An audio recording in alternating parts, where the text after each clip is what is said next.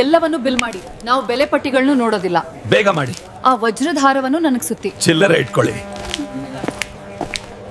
ವೀಕ್ಷಕರೇ, ತಮ್ಮ ಜೀವನ ಉತ್ತುಂಗದಲ್ಲಿ ಇದ್ದಾಗ, ತಾವು ಚೆನ್ನಾಗಿ ದುಡಿತಾ ಇದ್ದಾಗ ವೈಭವೋಪೇತ ಜೀವನವನ್ನು ಸಾಗಿಸಿದಂತ ಎಷ್ಟೋ ಖ್ಯಾತ ಸೆಲೆಬ್ರಿಟಿಗಳು ಕೊನೆಗಾಲದಲ್ಲಿ ಆಸ್ಪತ್ರೆ ಬಿಲ್ಲನ್ನು ಕೂಡ ಕಟ್ಟೋದಕ್ಕೆ ಸಾಧ್ಯವಾಗದೆ ಕಣ್ಮರೆಯಾಗಿದ್ದಾರೆ. ಅಂತೋರ್ ಪೈಕಿ ಮೊದಲ ಸಾಲಲ್ಲಿ ಬರುವಂತಹ ಹೆಸರು ಬಾಲಿವುಡ್ನ ಒಂದು ಕಾಲದ ಸುಪ್ರಸಿದ್ಧ ನಟಿ ಆದಂತ ಮೀನಾ ಕುಮಾರಿ ಅವರದ್ದು.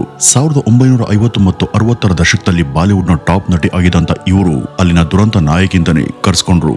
ಬೈಜು ಬೌರ ಎಂಬ ಚಿತ್ರದ ಮೂಲಕ ಖ್ಯಾತನ ಗಳಿಸಿದಂತ ಇವರು ಮುಂದೆ ಹಿಂದಿಯಲ್ಲಿ ಹಲವು ಐತಿಹಾಸಿಕ ಗೆಲುವಿನ ಚಿತ್ರಗಳನ್ನ ಕೊಟ್ಟವರು.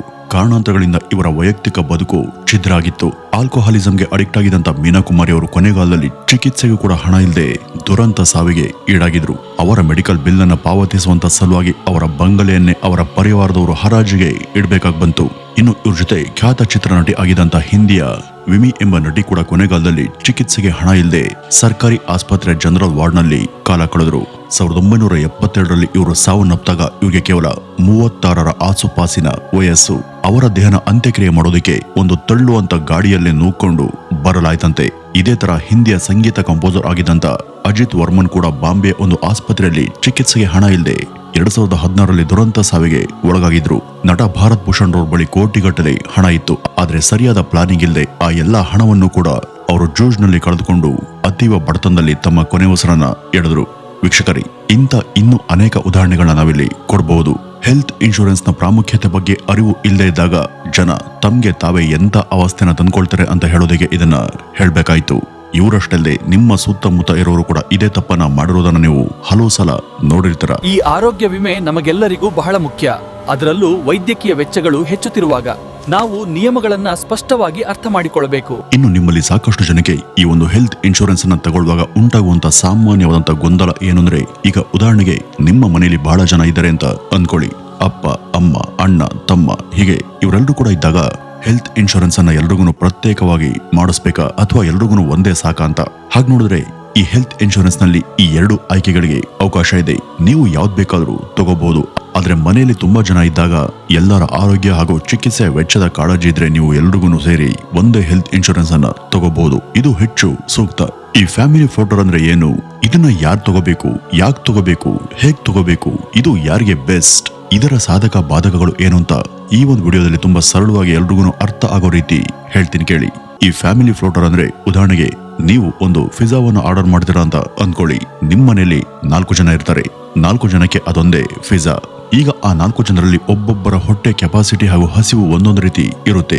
ಜಾಸ್ತಿ ಹಸಿವಿದ್ದವರು ಜಾಸ್ತಿ ಪ್ರಮಾಣದ ಪಿಜ್ಜಾವನ್ನ ತಿಂತಾರೆ. ಸ್ವಲ್ಪ ಹಸಿವಿದ್ದವರು ಸ್ವಲ್ಪ ಪ್ರಮಾಣದ ಪಿಜ್ಜಾವನ್ನ ತಿಂತಾರೆ. ಒಟ್ಟಿನಲ್ಲಿ ಅದೊಂದೇ ಪಿಜ್ಜಾವನ್ನ 4 ತಮ್ಗೆ ಎಷ್ಟು ಬೇಕೋ ಅಷ್ಟು ಬಳಸ್ಕೊಂಡು ತಿಂತಾರೆ ಅಲ್ವಾ. ಈ ಫ್ಯಾಮಿಲಿ ಫ್ಲೋಟರ್ ಕೂಡ ಹೇಗೇನೆ, ಮನೆಯಲ್ಲಿ ನೀವು ಎಷ್ಟೇ ಜನ ಇರಿ, ನೀವು ತರಿಸುವಂತ ಒಂದು ಪಿಜ್ಜಾ ಇರುತ್ತಲ್ಲ, ಅದೇ ತರನೇ ಈ ಫ್ಯಾಮಿಲಿ ಫ್ಲೋಟರ್ ಸ್ಕೀಮ್ ಕೆಲಸ ಮಾಡುತ್ತೆ. ಒಂದು 10 ಲಕ್ಷಕ್ಕೆ ನೀವು ಫ್ಯಾಮಿಲಿ ಫ್ಲೋಟರ್ ಹೆಲ್ತ್ ಇನ್ಶೂರೆನ್ಸ್ ಅನ್ನ ಮಾಡಿಸಿದ್ರೆ ಅದೇ 10 ಲಕ್ಷದ ಇನ್ಶೂರೆನ್ಸ್ ಹಣ ಮನೆಯ ಯಾರಿಗ್ ಬೇಕಾದ್ರೂ ಅಗತ್ಯ ಇದ್ದಾಗ ಯೂಸ್ ಆಗುತ್ತೆ. ಅಲ್ಲ, ಒಬ್ಬೊಬ್ಬರಿಗೆ ಒಂದೊಂದು ಮಾಡಿಸಬಹುದಲ್ಲ ಅಂತ ನೀವು ಕೇಳಬಹುದು. ಆ ರೀತಿನೂ ಮಾಡಿಸಬಹುದು. ಆದ್ರೆ ಅದಕ್ಕೆ ಹೆಚ್ಚು ಪ್ರೀಮಿಯಂ ಹಣವನ್ನ ಪಾವತಿ ಮಾಡಬೇಕಾಗುತ್ತೆ. ಈ ಪ್ರೀಮಿಯಂ ಹಣದ ಮೊತ್ತದ ಹೊರೆಯನ್ನು ತಪ್ಪಿಸೋದಿಕ್ಕೆ ಈ ಫ್ಯಾಮಿಲಿ ಫ್ಲೋಟರ್ ಸೂಕ್ತ ಆಯ್ಕೆ. ಪ್ರತ್ಯೇಕ ಹೆಲ್ತ್ ಇನ್ಶೂರೆನ್ಸ್ ಗಿಂತನೂ ಕೂಡ ಈ ಒಂದು ಆಯ್ಕೆಯಲ್ಲಿ ಹಲವಾರು ತರಹದ ಪ್ರಯೋಜನಗಳು ಇದ್ದಾವೆ. ಇಲ್ಲಿ ನೀವು ಕಟ್ಟುವಂತ ಪ್ರೀಮಿಯಂ ಹಣ ಕೂಡ ಕಡಿಮೆ. ಇದು ಸ್ಮಾರ್ಟ್ ಹಾಗೂ ಕಡಿಮೆ ಖರ್ಚಿಗೆ ದಾರಿ. ಇದ್ರ ಜೊತೆ ಇಲ್ಲಿ ಫ್ಲೆಕ್ಸಿಬಿಲಿಟಿ ಕೂಡ ಇದೆ. ಅಂದ್ರೆ ಈಗ ಇದನ್ನ ಮನೆಯ 4 ಜನಕ್ಕೆ ಸೇರಿಸಿ ಮಾಡಿರ್ತೀರಾ ಅಂತ ಅನ್ಕೊಳ್ಳಿ. ಅವಶ್ಯಕತೆ ಬಂದಾಗ ಇನ್ನೂ ಕೂಡ ಹೆಚ್ಚು ಜನ ಸದಸ್ಯರನ್ನು ಕೂಡ ನೀವು ಇದಕ್ಕೆ ಯಾವಾಗ ಬೇಕಿದ್ರೂ ಸೇರಿಸಬಹುದು. ಹಾಗಾಗಿ ಒಬ್ಬೊಬ್ಬರಿಗೆ ಒಂದೊಂದು ಪಾಲಿಸಿಯನ್ನ ಮಾಡಿಸುವಂತ ಬದಲು ಒಂದೇ ಪಾಲಿಸಿ ಎಲ್ರಿಗೂ ಇದ್ರೆ ಕ್ಷೇಮ ಹಾಗೂ ಅದು ಸುಲಭ ಕೂಡ. ಲ್ಯಾಪ್ಸ್ ಆಗುವಂತ ಭಯ ಇರಲ್ಲ. ಒಂದೇ ರಿನ್ಯೂವಲ್ ಡೇಟ್ ಇರುತ್ತೆ. ಹೆಚ್ಚು ಪೇಪರ್ ವರ್ಕ್ ಇರೋದಿಲ್ಲ. ಮೇಲಾಗಿ ಇದು ಒಂದೇ ಪಾಲಿಸಿ ಆದ್ರಿಂದ ಇಲ್ಲಿ ತೆರಿಗೆದಾರರಿಗೆ ಸೆಕ್ಷನ್ 80D ಟ್ಯಾಕ್ಸ್ ಸೆಕ್ಷನ್ ಅಡಿಯಲ್ಲಿ ಟ್ಯಾಕ್ಸ್ ಬೆನಿಫಿಟ್ ಕೂಡ ಸಿಗುತ್ತೆ. ಈಗ ನೀವು ಆಯ್ಕೆ ಮಾಡುವಂತ ಫ್ಯಾಮಿಲಿ ಫ್ಲೋಟರ್ ಸ್ಕೀಮ್ ಹೇಗೆ, ಯಾವ ತರ ಇರಬೇಕು ಅಂತ ತಿಳಿಯೋಣ. ಈಗ ಹೇಳಿದಂತ ಅಂಶಗಳ ಜೊತೆ ಇನ್ನೂ ಕೂಡ ಕೆಲವೊಂದು ಮುಖ್ಯ ಸಂಗತಿಗಳನ್ನ ನೀವು ಈ ಒಂದು ಪ್ಲಾನ್ ಅನ್ನು ತೆಗೆದುಕೊಳ್ಳುವಾಗ ಕೇರ್ಫುಲ್ ಆಗಿ ಗಮನಿಸಬೇಕಾಗುತ್ತೆ. ಇವತ್ತು ಬಜಾರ್ನಲ್ಲಿ ಸಾಕಷ್ಟು ತರದ ಇನ್ಶೂರೆನ್ಸ್ ಕಂಪನಿಗಳು ಹಾಗೂ ವಿಧಿಗಳು ಇದ್ದಾವಲ್ಲ, ಅವುಗಳಲ್ಲಿ ಯಾವುದನ್ನ ಆಯ್ಕೆ ಮಾಡಬೇಕು ಅನ್ನುವಂತ ಗೊಂದಲ ಆಗೋದು ಸಹಜ. ಅದೊಂದು ರೀತಿ ಸಂಡೇ ಬಜಾರ್ನಲ್ಲಿ ಶಾಪಿಂಗ್ ಅನ್ನ ಮಾಡಿದ ಹಾಗೆ. ಇದಕ್ಕೆ ಒಂದು ಉತ್ತಮ ಪರಿಹಾರ ಅಂದ್ರೆ ಅದು ಡಿಟ್ಟೋ ಇನ್ಶೂರೆನ್ಸ್ ಅಡ್ವೈಸರಿ ಪ್ಲಾಟ್ಫಾರ್ಮ್. ಇವರು ನಿಮ್ಗೆ ಇನ್ಶೂರೆನ್ಸ್ ಅನ್ನ ಮಾರೋದಿಲ್ಲ, ಬದಲಿಗೆ ನೀವು ಯಾವ್ದು ತಗೋಬೇಕು ಅಂತ ಗೈಡ್ ಅನ್ನ ಮಾಡ್ತಾರೆ, ಸಲಹೆಯನ್ನ ಕೊಡ್ತಾರೆ. ಹಾಗಾಗಿ ಇವರು ವಿಮಾ ಸಂಬಂಧಿತ ಸಲಹೆಗಾರರು ಅಷ್ಟೇ. ಅಯ್ಯೋ ಬಿಡಿ ಸರ್, ಇಂಥದ್ದು ಬಹಳ ನೋಡಿದೀವಿ. ಅವರ ವೆಬ್ಸೈಟ್ಗೆ ಹೋದ್ರೆ ಸಾಕು, ಪದೇ ಪದೇ ಅವರಿಂದ ಕಿರಿಕಿರಿ ಆಗುವಷ್ಟು ಕಾಲ್ಸ್ಗಳು ನಮಗೆ ಬರ್ತವೆ. ನಾವು ಬೇಸತ್ತು ಅವರ ನಂಬರ್ಗಳನ್ನ ಬ್ಲಾಕ್ ಲಿಸ್ಟ್ ಅಲ್ಲಿ ಹಾಕಿದ್ದೀವಿ. ಹಾಗೆ ಮಾಡಿದ್ರು ಕೂಡ ಅವರ ಕಾಟ ನಿಂತಿಲ್ಲ ಅಂತ ಬಹಳ ಜನ ದೂರ್ತಾರೆ. ಆದ್ರೆ ವೀಕ್ಷಕರೇ, ಇವರದ್ದು ನೋ ಸ್ಪ್ಯಾಮ್ ಪಾಲಿಸಿ, ಅಂದ್ರೆ ಇವರಿಂದ ನಿಮ್ಗೆ ಅಪ್ಪಿತಪ್ಪಿ ಕೂಡ ಪದೇ ಪದೇ ಕಾಲ್ಸ್ಗಳು ಬರೋದಿಲ್ಲ. ನೀವು ಅವ್ರಿಗೆ ನಿಮ್ಮ ನಂಬರ್ ಅನ್ನ ಕೊಟ್ರೆ ಅವರು ನಿಮ್ಗೆ ಯಾವಾಗ ಯಾವ ಸಮಯದಲ್ಲಿ ಕರೆ ಮಾಡಬೇಕು, ಎಷ್ಟು ಹೊತ್ತು ಮಾತಾಡಬೇಕು ಅಂತ ಅವರ ವೆಬ್ಸೈಟ್ ನಲ್ಲಿ ಇರುವಂತ ಸ್ಲಾಟ್ ಮೂಲಕ ನೀವೇ ಬುಕ್ ಮಾಡಬಹುದು. ನೀವು ಒಪ್ಪಿದ ಹಾಗೂ ನೀವು ತಿಳಿಸುವಂತ ಸಮಯದಲ್ಲಿ ಅವರು ನಿಮ್ಗೆ ಕರೆ ಮಾಡ್ತಾರೆ. ಹಾಗೂ ನಿಮ್ಮಲ್ಲಿ ಇರುವಂತ ಅನುಮಾನಗಳನ್ನ ನೀವು ಅವರನ್ನೇ ನೇರವಾಗಿ ಕೇಳಿ ಪರಿಹಾರವನ್ನ ತಗೋಬಹುದು. ಈ ಒಂದು ಕರೆಗಳು ಸದಾ ಉಚಿತವಾಗಿರ್ತವೆ. ಅವರ ಈ ಒಂದು ವೆಬ್ಸೈಟ್ ನ ಲಿಂಕ್ ಕೆಳಗಿನ ಡಿಸ್ಕ್ರಿಪ್ಷನ್ ಬಾಕ್ಸ್ ಅಲ್ಲಿ ಇದೆ. ಆಸಕ್ತರು ಅದನ್ನ ಕ್ಲಿಕ್ ಮಾಡಿ ವಿವರ ಪಡಿಬಹುದು. ವೀಕ್ಷಕರೇ, ನೀವು ಇನ್ಶೂರೆನ್ಸ್ ತಗೊಳ್ಳಿ ಅಥವಾ ಬಿಡಿ, ಅದು ಸೆಕೆಂಡರಿ. ಆದ್ರೆ ಅದಕ್ಕೆ ಬೇಕಾದಂತ ಯಾವುದೇ ಸಲಹೆಯನ್ನ ಡಿಟ್ಟೋ ಸಲಹಾ ವೇದಿಕೆ ಎಕ್ಸಿಕ್ಯೂಟಿವ್ಗಳು ನಿಮ್ಗೆ ಸಾವಧಾನವಾಗಿ ಉತ್ತರ ಕೊಡ್ತಾರೆ. ಇವತ್ತು ಸುಮಾರು 8 ಲಕ್ಷಕ್ಕಿಂತ ಕೂಡ ಹೆಚ್ಚು ಜನ ಇವರಿಂದ ಸಲಹೆ ಪಡೆದು ಇನ್ಶೂರೆನ್ಸ್ ಅನ್ನ ಮಾಡಿಸ್ಕೊಂಡಿದ್ದಾರೆ. ಇಲ್ಲಿ ಯಾವುದೇ ಸರ್ವಿಸ್ ಚಾರ್ಜ್, ಹೆಚ್ಚುವರಿ ಫೀಸ್ ನ ಖರ್ಚು ಇಲ್ವೇ ಇಲ್ಲ. ನೀವು ನಿಮ್ಗೆ ಬೇಕಾದಂತ ಭಾಷೆಯಲ್ಲಿ ಕನ್ವೀನಿಯಂಟ್ ಆಗುವಂತ ಹಾಗೆ ಅವ್ರ ಬಳಿ ಮಾತನಾಡೋದಕ್ಕೆ ಅವಕಾಶ ಇದೆ. ನೀವು ಯಾವ ಭಾಷೆಯಲ್ಲಿ ಮಾತಾಡಬೇಕು ಅಂತ ಇದ್ದೀರೋ ಅದೇ ಭಾಷೆನ ಅಲ್ಲಿ ಸೆಲೆಕ್ಟ್ ಮಾಡಿ ಮಾತಾಡಬಹುದು. ಇನ್ನು ಇವರು ಸಲಹೆ ಕೊಡೋದು ಮಾತ್ರ ಅಲ್ಲ, ಅದನ್ನ ಆಪತ್ಕಾಲದಲ್ಲಿ ಹೇಗೆ ಕ್ಲೈಮ್ ಮಾಡ್ಕೋಬೇಕು ಅಂತಾನೂ ಕೂಡ ಸಹಾಯ ಮಾಡ್ತಾರೆ. ದುರಾದೃಷ್ಟಕರ ಸನ್ನಿವೇಶಗಳಲ್ಲಿ ಪಾಲಿಸಿಯನ್ನ ಮಾಡಿಸ್ಕೊಂಡ ನಂತರ ಮನೆಯಲ್ಲಿ ಯಾರಿಗಾದ್ರೂ ಆರೋಗ್ಯದಲ್ಲಿ ಗಂಭೀರ ವ್ಯತ್ಯಾಸವಾಗಿ ಆಸ್ಪತ್ರೆಗೆ ಸೇರಿದಾಗ ಆ ಪಾಲಿಸಿನ ಅಲ್ಲಿ ಹೇಗೆ ಪಡೆದುಕೊಳ್ಬೇಕು ಅಂತ ತುಂಬಾ ಜನ ಕನ್ಫ್ಯೂಷನ್ ಅಲ್ಲಿ ಇರ್ತಾರೆ. ಆಗ ಡಿಟ್ಟೋ ಸಂಸ್ಥೆಯ ಅಗತ್ಯ ವ್ಯಕ್ತಿಗಳು ನಿಮ್ ಬಳಿಗೆ ಬಂದು ಇನ್ಶೂರೆನ್ಸ್ ಅನ್ನ ಹೇಗೆ ಯಾವ ತರ ಕ್ಲೈಮ್ ಮಾಡ್ಕೋಬೇಕು ಅಂತ ನಿಮ್ ಜೊತೆನೆ ಇದ್ದು ತೋರಿಸ್ಕೊಟ್ಟು ಅದು ನಿಮ್ಗೆ ಕೈಗೆ ಬರುವಂತೆ ಮಾಡ್ತಾರೆ. ನೀವು ಯಾವುದೇ ಸಂಸ್ಥೆ ಇನ್ಶೂರೆನ್ಸ್ ಅನ್ನ ತಗೊಂಡಿದ್ರು ಅವರ ವಿರುದ್ಧ ಕಾನೂನಿನ ಕ್ರಮ ಜರುಗಿಸುವಂತ ಪ್ರಮೇಯ ನಿಮ್ಗೆ ಬಂದ್ರೆ ಆಗ್ಲೂ ಕೂಡ ಇನ್ಶೂರೆನ್ಸ್ ಕಾನೂನಿನ ಸಲಹೆಯನ್ನ ಇವರು ಮಾಡ್ತಾರೆ. ಇನ್ನು ನೀವು ಅವರ ಕಾಲ್ಸ್ ಅನ್ನ ಹೇಗೆ ಬುಕ್ ಮಾಡಬೇಕು, ಎಲ್ಲಿಗೆ ಹೋಗಿ ಏನ್ ಮಾಡಬೇಕು ಅನ್ನೋದರ ಲಿಂಕ್ ವಿಡಿಯೋ ಕೆಳಗಿನ ಡಿಸ್ಕ್ರಿಪ್ಷನ್ ಬಾಕ್ಸ್ ಅಲ್ಲಿ ಇದೆ. ಆಸಕ್ತರು ಅದ್ರ ಮೇಲೆ ಕ್ಲಿಕ್ ಮಾಡಿ ವಿವರವನ್ನ ತಗೊಳ್ಬಹುದು. ಈಗ ನೀವು ಯಾವುದೇ ಫ್ಯಾಮಿಲಿ ಫ್ಲೋಟರ್ ಸ್ಕೀಮ್ ಅನ್ನ ತಗೊಳ್ಳಿ, ಅದರಲ್ಲಿ ನೀವು ನೋಡ್ಲೇಬೇಕಾದಂತ ಅಂಶಗಳು ಯಾವುವು ಅಂತ ಒಂದೊಂದಾಗಿ ಈಗ ತಿಳಿಯೋಣ. ಮೊದಲನೇದು ಕವರೇಜ್, ಅಂದ್ರೆ ನೀವು ಆರಿಸಿದಂತ ಈ ಒಂದು ಪ್ಲಾನ್ ನಲ್ಲಿ ಮನೆಯ ಯಾರೆಲ್ಲ ಸದಸ್ಯರು ಕವರ್ ಆಗ್ತಾರೆ ಅಂತ. ಇದು ನೀವು, ನಿಮ್ಮ ಸಂಗಾತಿ ಹಾಗೂ ನಿಮ್ಮ ಮಕ್ಕಳನ್ನು ಕೂಡ ಇನ್ಕ್ಲೂಡ್ ಮಾಡ್ಕೊಳ್ಳುತ್ತೆ. ಕೆಲವು ಪ್ಲಾನ್ಗಳಲ್ಲಿ ತಾಯಿ, ತಂದೆ ಹಾಗೂ ಮನೆಯ ಇತರ ವಯಸ್ಸಾದವರು ಕೂಡ ಸೇರ್ಕೋತಾರೆ. ಆದ್ರೆ ಇದೆಲ್ಲ ನೀವು ಯಾವ ತರ ಪ್ಲಾನ್ ಅನ್ನು ತಗೊಂಡಿದ್ದೀರಾ ಅನ್ನೋದ್ರ ಮೇಲೆ ಅವಲಂಬಿತವಾಗಿರುತ್ತೆ. ಇನ್ನು ಎರಡನೆಯದ್ದು ಪ್ರೀಮಿಯಂ. ನಿಮ್ಮ ಪಾಲಿಸಿಯಲ್ಲಿ ಸೇರ್ಪಡೆ ಆದಂತ ವಯಸ್ಸಾದಂತ ನಿಮ್ಮ ಮನೆಯ ಸದಸ್ಯರ ವಯಸ್ಸಿನ ಮೇಲೆ ಅದು ಎಷ್ಟು ಅಂತ ನಿಗದಿಯಾಗುತ್ತೆ. ಸಾಮಾನ್ಯವಾಗಿ ಯಾವುದೇ ಪಾಲಿಸಿಯಲ್ಲಿ ವಯಸ್ಸಾದಂತ ಹಿರಿಯರಿಗೆ ಕಟ್ಟುವಂತ ಪ್ರೀಮಿಯಂನ ಮೊತ್ತ ತುಸು ಜಾಸ್ತಿನೇ ಇರುತ್ತೆ. ಇದರ ಭಾರ ಕಮ್ಮಿ ಆಗ್ಬೇಕು ಅಂದ್ರೆ ನೀವು ನಿಮ್ಮನೆ ಹಿರಿಯರಿಗೆ ಪ್ರತ್ಯೇಕ ಪ್ಲಾನ್ ಅನ್ನ ಮಾಡಿಸಿ ಹಾಗೂ ನಿಮ್ಮ ಪಾರ್ಟ್ನರ್ ಹಾಗೂ ಮಕ್ಕಳಿಗೆ ಸೇರಿಸಿ ಒಂದು ಪ್ಲಾನ್ ಅನ್ನ ತಗೊಳ್ಳಿ. ಈ ತರ 2 ಇದ್ರೂ ಕೂಡ ಅವುಗಳ ಪ್ರೀಮಿಯಂ ಒಂದರಲ್ಲೇ ಕವರ್ ಆಗುತ್ತೆ. ಅಂದ್ರೆ 2 ಮಾಡಿಸಿದ್ರು ಕೂಡ ಅವು ಫ್ಯಾಮಿಲಿ ಫ್ಲೋಟರ್ನ ಸ್ಕೀಮ್ನ ಒಂದೇ ಪಾಲಿಸಿಯಲ್ಲಿ ಬರೋದ್ರಿಂದ 2ಕ್ಕೂ ಸೇರಿ ಒಂದೇ ಸಾಲಕ್ಕೆ ಕಂತನ್ನ ಕಟ್ತೀರಾ.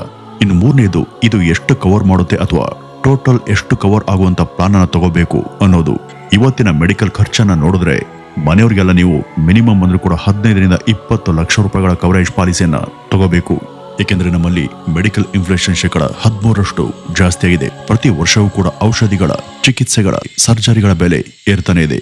ಹಾಗಾಗಿ ಇನ್ನು 4ನೇದು ವೇಟಿಂಗ್ ಪೀರಿಯಡ್, ಅಂದ್ರೆ ನಿಮ್ಮ ಕಾಯುವಿಕೆಯ ಅವಧಿ. ಈಗಾಗಲೇ ಅಸ್ತಿತ್ವದಲ್ಲಿ ಇರುವಂತ BP, ಶುಗರ್ ತರದ ದೀರ್ಘಾವಧಿಯ ಕಾಯಿಲೆಗಳಿಗೆ ನೀವು ಎಷ್ಟು ವರ್ಷಗಳ ಕಾಲ ಕಾಯಬೇಕು ಅನ್ನೋದನ್ನ ಚೆಕ್ ಮಾಡಲೇಬೇಕು. ಈ BP ಮತ್ತು ಶುಗರ್ ಇವೆಲ್ಲ ಪ್ರೀ ಎಕ್ಸಿಸ್ಟಿಂಗ್ ಕಾಯಿಲೆಗಳು. ಸಾಮಾನ್ಯವಾಗಿ ಮನೆಯ ಹಿರಿಯ ಸದಸ್ಯರಿಗೆ ಇಂಥ ಕಾಯಿಲೆಗಳು ಇರ್ತವೆ. ಬಹಳ ಕಾಲದಿಂದ ಕೂಡ ಅವು ಅವರಿಗೆ ಇದ್ರೆ ಆಗ ನೀವು ಅಂತವ್ರಿಗೆ ಅಂತಾನೆ ಪ್ರತ್ಯೇಕ ಪ್ಲಾನ್ ಅನ್ನು ತಗೊಂಡ್ರೆ ಸೂಕ್ತ. ಏಕೆಂದ್ರೆ ಈ ರೀತಿ ಇರುವಾಗ ಪದೇ ಪದೇ ಚೆಕಪ್ ಇರುತ್ತೆ. ಹಾಸ್ಪಿಟಲ್ ಅಡ್ಮಿಟ್ ಅನ್ನ ಮಾಡಿಸ್ತಿರ್ಬೇಕು. ಪದೇ ಪದೇ ಇನ್ಶೂರೆನ್ಸ್ ಹಣನ ಕ್ಲೈಮ್ ಮಾಡಿ ಬಳಸ್ಕೊಳ್ತಿರ್ಬೇಕಾಗುತ್ತೆ. ಆಗ ಆ ಹಣ ಮನೆಯ ಬೇರೆಯವರ ಖರ್ಚಿಗೆ ಸಾಲದೆ ಹೋಗಬಹುದು. ಹಾಗಾಗಿ ಹಿರಿಯರಿಗೆ ಅವರದೇ ಆದಂತ ಪ್ಲಾನ್ ಅನ್ನ ಮಾಡಿಸಿದ್ರೆ ಸೂಕ್ತ ಎಂಬ ಸಲಹೆಯನ್ನ ಡಿಟ್ಟೋ ಸಲಹಾ ವೇದಿಕೆ ನಿಮ್ಗೆ ಕೊಡುತ್ತೆ. ಇನ್ನು ಈ ಫ್ಯಾಮಿಲಿ ಫ್ಲೋಟರ್ ಯಾರಿಗೆ ಹೆಚ್ಚು ಸೂಕ್ತ ಅಂತ ನೋಡೋಣ. ಒಂದ್ ವೇಳೆ ನಿಮ್ದು ಸಣ್ಣ ಪರಿವಾರ ಆಗಿದ್ರೆ ನೀವು ನಿಮ್ಮ ಸಂಗಾತಿ ಹಾಗೂ ಮಕ್ಕಳಿಗೆ ಈ ಒಂದು ಪ್ಲಾನ್ ತುಂಬಾ ಸೂಕ್ತ. ಆಗ ಎಲ್ಲರೂ ಕೂಡ ಒಂದೇ ಸಲಕ್ಕೆ ಆಸ್ಪತ್ರೆ ಸೇರುವಂತ ಚಾನ್ಸ್ ಬಹಳ ಕಡಿಮೆ ಇರುತ್ತೆ. ಹಾಗಾಗಿ ಈ ಪ್ಲಾನ್ ಬೆಸ್ಟ್. ಹಾಗಂತ ನೀವು ಕಡಿಮೆ ಕವರೇಜ್ ಹಣದ ಪ್ಲಾನ್ ಅನ್ನ ತಗೋಬೇಡಿ. ಇನ್ನು ನೀವು ತೆಗೆದುಕೊಳ್ಳುವಂತ ಇನ್ಶೂರೆನ್ಸ್ ನಲ್ಲಿ ಗಮನಿಸಲೇಬೇಕಾದಂತ ಇತರ ಮುಖ್ಯ ಪಾಯಿಂಟ್ಗಳಲ್ಲಿ ಒಂದು ಏನಪ್ಪಾ ಅಂದ್ರೆ ಅದು ರಿಸ್ಟೋರೇಷನ್ ಬೆನಿಫಿಟ್. ಅದು ಇದೆಯಾ ಇಲ್ವಾ ಅಂತ ನೀವು ನೋಡ್ಬೇಕು. ಅಂದ್ರೆ ಈಗ ಫ್ಯಾಮಿಲಿ ಫ್ಲೋಟರ್ ಆಪ್ಷನ್ ಅನ್ನ ತಗೊಂಡಿರ್ತೀರ. ಒಂದ್ ಪಕ್ಷ ಇನ್ಶೂರ್ ಮಾಡಿಸಲಾದಂತ ಹಣ ಮನೆಯ ಯಾರೋ ಒಬ್ಬರ ಮೆಡಿಕಲ್ ಖರ್ಚಿಗೆ ಸರಿ ಹೋಗೋದಾದ್ರೆ ಉಳಿದವರು ಹೇಗೆ ಅದರ ಸವಲತ್ತನ್ನ ಪಡೆಯೋದು?